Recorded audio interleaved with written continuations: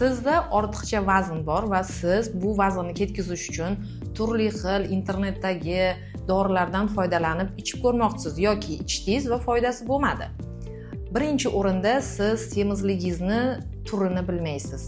Ikkinchidan, semizligingizni darajasini bilmaysiz. Shuning uchun siz albatta bu to'g'risida to'liq bilimga ega bo'lishingiz kerak. Siz qachon semirasiz? Siz qachonki yeyotgan ovqatingiz va sarfingiz, ya'ni harakatingiz teng bo'lmaganligi uchun vazn qo'shyapsiz.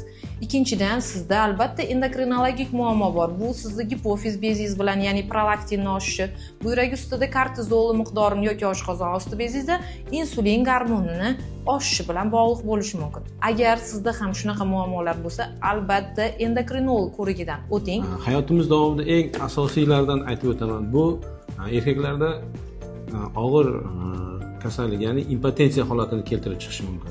Hamda jigarda yog' bosish va uning oqibati og'ir kasalliklardan biri jigar sirroziga olib kelishi mumkin. Qandli diabet, yurak kasalliklaridan yurak ishemik kasalligi, gipertoniya kasalligi va uning oqibatida miokard infarktgacha olib kelishi mumkin.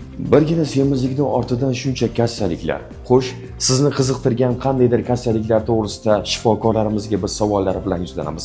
Savollarni esa siz bering, izohlarda yozib qoldiring.